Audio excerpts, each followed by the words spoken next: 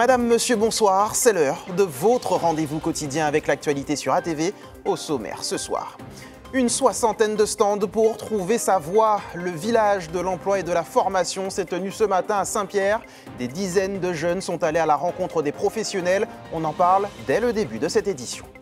Dans ce journal aussi, vous verrez que les compagnies de croisière préparent la nouvelle saison. Alors que plus de 450 000 passagers sont passés par la Martinique la saison dernière, le secteur cherche à attirer encore plus de voyageurs. Enfin, notre invité ce soir fait rayonner la Martinique au-delà de ses frontières. Miss France 2025, Angélique Angarny-Philopon sera au Grand Carbet ce samedi pour notre élection régionale. Mais avant, elle nous fait le plaisir d'être sur notre plateau.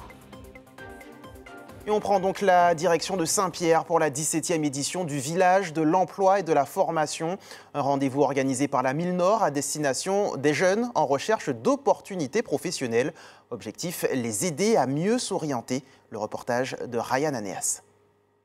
Trouver sa voie, poser des questions et parfois même décrocher une opportunité. À Saint-Pierre, le village de l'emploi joue les tremplins pour les jeunes. Après la rentrée pour certains, d'autres n'ont pas encore trouvé une voie pour leur avenir. Ça m'a paru vraiment intéressant. J'ai vu la gendarmerie, la douane, j'ai vu dans la construction. On peut voir différents centres de formation, c'est intéressant. Et on peut échanger avec les employeurs aussi. Et c'est vraiment enrichissant. J'ai donné mon CV, ils ont dit qu'ils vont me recontacter. Et normalement, je dois faire ma rentrée le mois prochain si je veux. Des profils de jeunes différents en quête d'une voie professionnelle. Ce matin, les formateurs sont aussi présents pour expliquer au mieux les apprentissages possibles. Le contact direct, c'est toujours le mieux. Donc, on peut établir directement le besoin de l'apprenant, ce qu'il recherche essentiellement, et le conseiller au mieux dans son parcours professionnel. La question, souvent, c'est qu'est-ce qu'on propose dans le médico-social? On propose essentiellement secrétaire médical, donc en initiale ou en alternance, et le diplôme d'état d'éducateur, accompagnant éducateur et social. Obtenir un diplôme ou pour d'autres, trouver un emploi. C'est ici que les jeunes passent de mini-entretiens et font valoir leurs compétences et qualités. Je trouve que participer à ce salon, c'est quand même très important parce que ça permet de faire un premier contact. Et puis humain, on va dire que c'est plus facile en tout cas de détecter déjà des petites pépites. Et puis on voit tout de suite ceux qui sont plus motivés que les autres. Alors c'est une très bonne chose pour nous, donc ça nous permet de faire connaître l'association, donc de se développer. Et puis ça permet aux jeunes qui n'ont pas forcément de moyens de transport, donc de venir, de postuler et de répondre aux différentes offres proposées. Une 11e édition de la mission locale du Nord qui propose à ces jeunes 37 stands dédiés à la formation et une trentaine d'autres consacrés à l'emploi. C'est pouvoir récupérer tous ces jeunes, soit qui sont diplômés et qui n'ont pas d'orientation pour l'année qui vient, ou des jeunes sans situation. Et c'est le bon moment pour nous d'aller retrouver tous les centres de formation qui ont redémarré leur activité, qui proposent des formations intéressantes. Et puis de voir aussi cette année, avec la reprise, après les vacances, il y a des entreprises qui recherchent des profils, qui recherchent des compétences. Et nous sommes là justement pour amener tous ces jeunes à entrer en contact avec des entreprises. Les jeunes étaient en tout cas venus avec des questions. Ils repartent avec des pistes, des contacts et parfois même une vocation qui se dessine. L'actualité de ce jeudi 11 septembre, c'est aussi la mobilisation qui se poursuit à Fort-de-France. Au lendemain du mouvement Bloquons tout, les services municipaux étaient encore fortement perturbés aujourd'hui. De nombreuses écoles sont restées fermées. Une mobilisation qui pourrait se poursuivre demain. On poursuit avec cette bonne nouvelle pour les patients du Nord-Atlantique et la réouverture annoncée du service de gériatrie à l'hôpital de Trinité. Globalement, la rénovation de l'établissement est en bonne voie, selon le directeur général du CHUM. Jérôme Lebrière est face à la caméra de Louis Sabas. Main dans la main avec l'ARS notamment, avec la CTM, avec des acteurs de Trinité, on vous en reparlera très prochainement. Mais on avance bien sur la reconstruction, on avance bien aussi, et c'est ce qui tient à cœur aux équipes et aux patients, sur la rénovation actuellement. Le service d'unité de gériatrie réouvre jeudi, donc 20 lits de plus, et ça donne un ballon d'oxygène notamment aux urgences. Mais oui, en effet, le coup est parti sur la reconstruction. Le calendrier va s'étendre sur les 2, 3, 4 ans qui viennent. viennent, avec concours d'architecte l'année prochaine, avec programmation. Voilà, pour Trinité, le coup est parti. Sur la rénovation, on est au bout du bout. On avait également des enjeux de calendrier sur la rénovation, parce que fonds européens, parce que soutien des partenaires, qui fait qu'on a même été, sans chercher de responsabilité, le directeur, l'artisan, l'entreprise, bref, on a été sur certains dossiers un petit peu longs à la détente.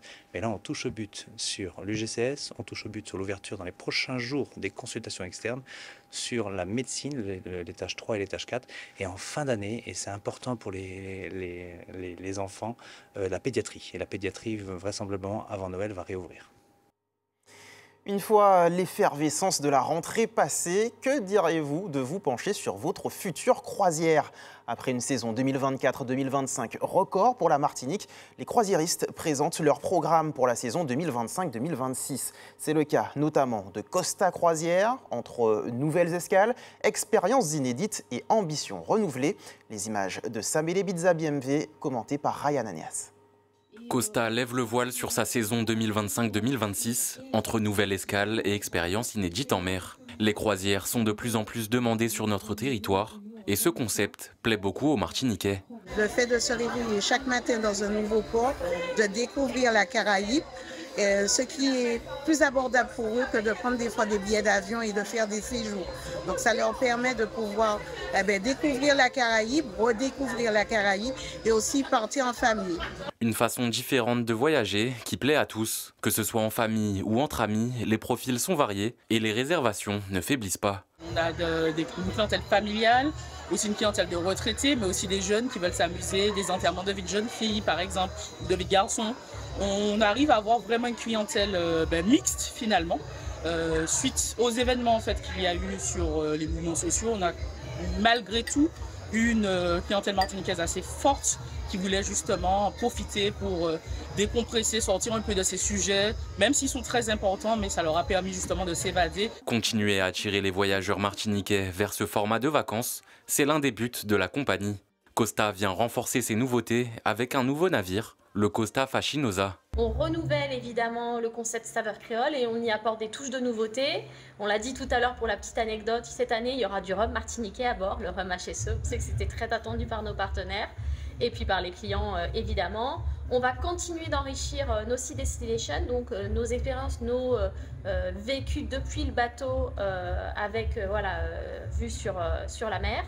Et puis, évidemment, on va travailler toute la partie animation avec des groupes locaux, des DJ locaux. Des projets sur la terre ferme pour mieux rêver au grand large. La saison Costa 2025-2026 est en tout cas, elle, déjà en route.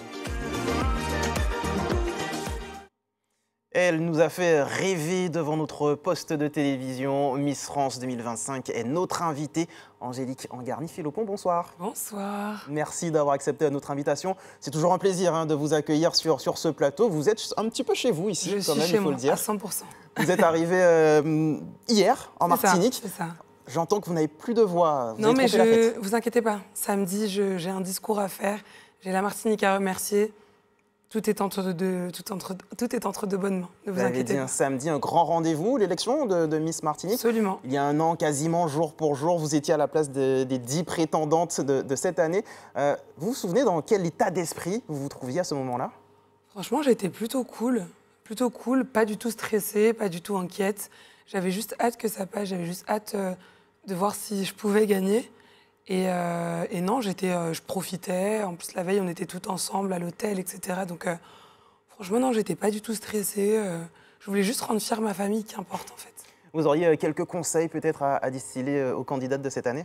Elles le savent, je les ai vues ce matin. Mais je leur souhaite de faire déjà, dans un premier temps, l'élection pour elles.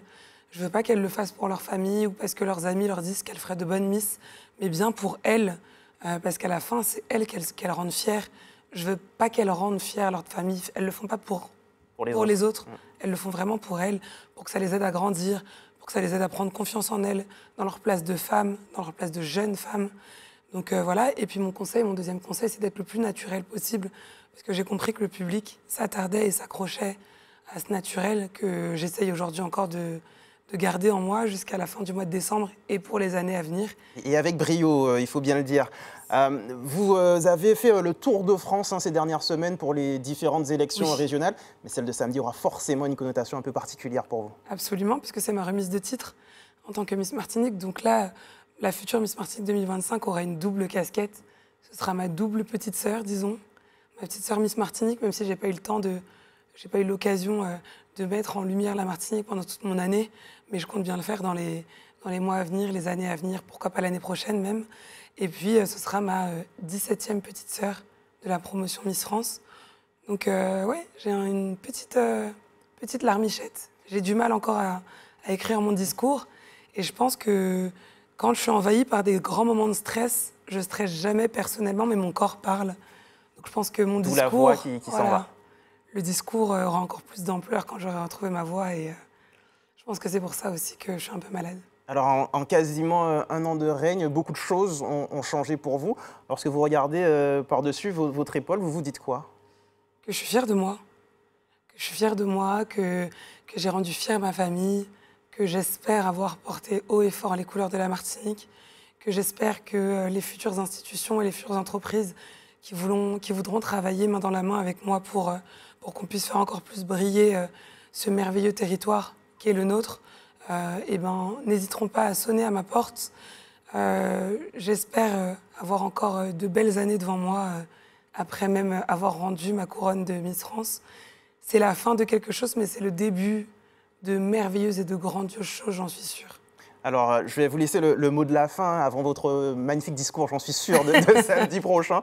Si vous deviez vous adresser aux Martiniquaises et Martiniquais qui nous regardent ce soir, qu'avez-vous envie de leur dire, tout simplement? Elle est où la caméra pour m'adresser? Juste ici. La Martinique, bonsoir. La Martinique, tu constates, comme moi, que je n'ai pas de voix. Mais je t'invite samedi à 20h à regarder l'élection de Miss Martinique qui sera en direct sur ATV, car j'ai des choses à vous dire. Pour l'instant, je n'ai pas de voix, mais je commence à remplir mon cœur de plein de choses pour vous. J'espère que vous serez fiers de moi, j'espère que vous serez fiers de la future Miss Martinique 2025, car elle aura besoin de vous. Vous avez su me porter jusqu'à la couronne de Miss France. Je vous invite à la porter tout autant que moi et à l'encourager, et sur les réseaux sociaux, et auprès de vos familles, et auprès de vos amis. Quant à moi, je vous donne rendez-vous samedi. Elle vous donne rendez-vous samedi. Et puis, prenez soin de vous parce que personne ne le fera à votre place. Je vous embrasse. Merci beaucoup pour ce très beau message, Angélique Angarny-Philopon. Et on se retrouve évidemment samedi à 20h en direct aussi sur ATV pour ceux qui n'auront pas la chance d'être au Grand Carbet à Fort-de-France. Merci encore une fois d'avoir accepté notre invitation. Alors évidemment, les 10 prétendantes à l'élection de Miss Martinique rêvent de marcher dans vos pas.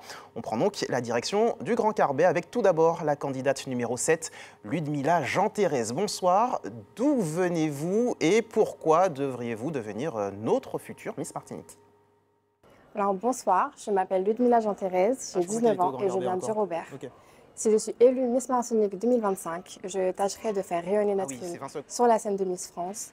Je suis très fière d'être martiniquaise, donc il est important pour moi de représenter notre culture à l'échelle mondiale et internationale. Merci Ludmila Jean-Thérèse, en direct de Madiana évidemment.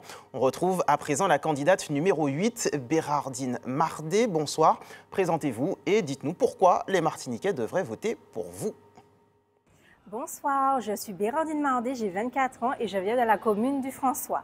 Je souhaite être votre nouvelle Miss Martinique car je veux représenter la beauté, l'intelligence et la passion. Je suis fière de mes racines martiniquaises et je veux les partager au monde. Donc, ensemble, faisons briller la Martinique en votant pour moi par SMS au 97 000 pour les Antilles-Guyane et en tapant Miss 9728 et pour l'Hexagone, Miss 9728, mais au 710 71 en Lot-Soleil. Merci à toutes les deux et demain, chères téléspectatrices et téléspectateurs, nous découvrirons ensemble les 2 dernières prétendantes à l'écharpe de Miss Martinique 2025. C'est l'un des festivals les plus attendus de l'année. Le World Creole Music Festival 2025 se tiendra du 24 au 26 octobre à la Dominique. Comme chaque année, ce rendez-vous est érigé tel une vitrine pour l'île voisine. Et pour cette 25e édition, des pointures de la musique sont attendues. Les précisions recueillies par Caril Chassol.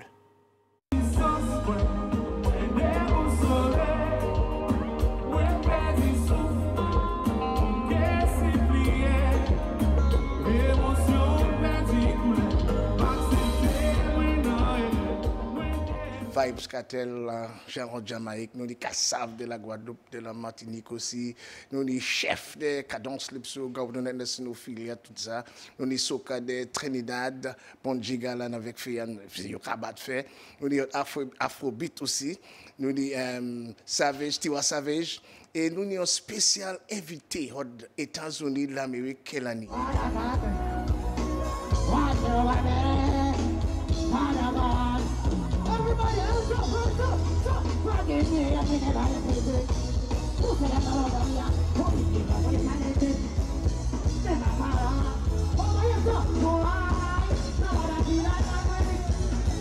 Festival là en 25 éditions l'année ça là et ça c'est un grand bité nous parce que ça c'est l'année jubilé et nous toujours qu'a dit Dominique bien content en petit pays qu'on nous pour nous ça et aussi chaîne un festival pour pas même 25 années pour 29 années parce que nous marchons des années à peu près cyclone et puis habité à pandémique mais nous avons célébré ça et bien nous avons célébré ça en le mois octobre les Dominique a célébré indépendance aussi.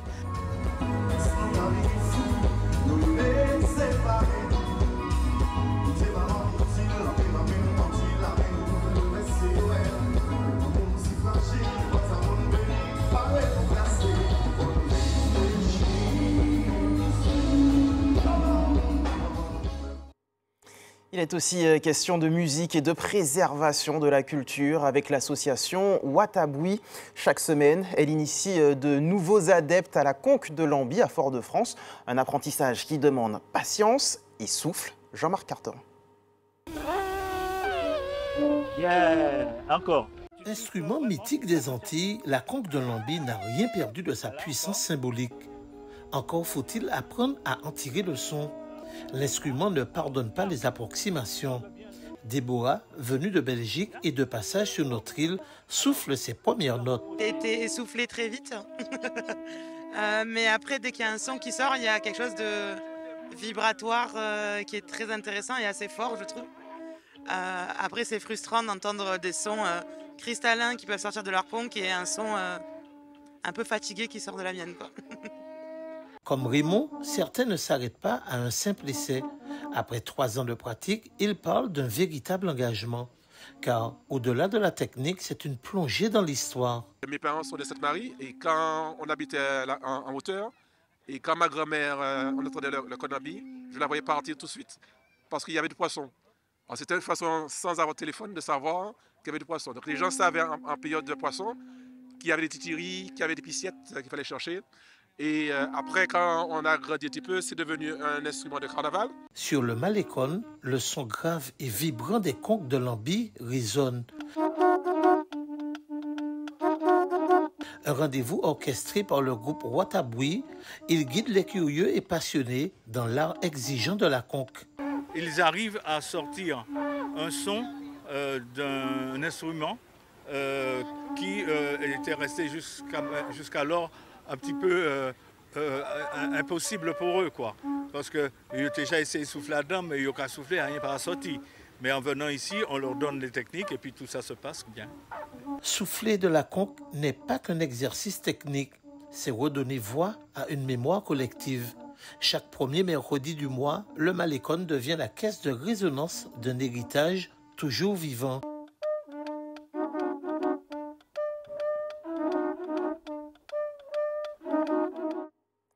Place au sport avec le début des 8e de finale de la Coupe de France en basket. Le Golden Star recevait les Black Stars hier soir au Hall Péliard Donatien. Une opposition entre formations évoluant en pré-national qui est revenue aux Foyalaises. Elle s'impose sur le score de 78-41 et poursuivent l'aventure. Récit du match, Karil Chassol et Marc Michel. Si le Golden Star, dans sa traditionnelle couleur jaune et bleue, a perdu de nombreuses joueuses à l'intersaison, les Foyalaises entrent bien dans la partie. Rapidement, elles prennent le jeu à leur compte et finissent le premier quart-temps en menant 22-10. Les Black Stars ont bien du mal à contenir leur adversaire. Les filles de Joël Desagette se détachent inexorablement et à la pause, elles mènent de 19 points. Au retour des vestiaires, les Spiritaines tentent de se rebeller. Mais le Golden Star poursuit sur sa lancée et maintient son adversaire à distance. La dernière manche n'est qu'une formalité pour les Foyalaises. Elle déroule, s'impose sur le score de 78 à 41 et se qualifie pour les quarts de finale de la Coupe de France. Le Golden Star était mieux préparé que nous ce soir, c'est une évidence. Maintenant, nous, on a des filles qui reviennent, qui n'ont qu'un entraînement dans les jambes. Donc, le résultat, il est logique. Donc, c'est sûr qu'il y a beaucoup de travail, il y a encore du travail.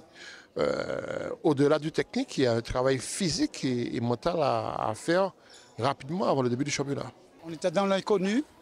Il fallait travailler. Bon, on a travaillé, on a essayé d'appliquer ce qu'on a essayé de mettre en place, tout ce qu'on a travaillé pendant l'intersaison. Mais on se donne le temps et puis, effectivement, on va obtenir la victoire. À noter que la Gauloise est également qualifiée pour le prochain tour, vainqueur par forfait de l'Aiglon du Lamentin. Regardons ensemble le calendrier de l'EFS. Demain, vous pourrez donner votre sang à la Maison du Don, immeuble Le Fils, quartier Dillon à Fort-de-France, de 8h à 17h30. Voilà, c'est tout pour notre tour d'horizon de l'actualité locale. On se retrouve dans quelques petites minutes pour l'actualité nationale et internationale. A tout de suite.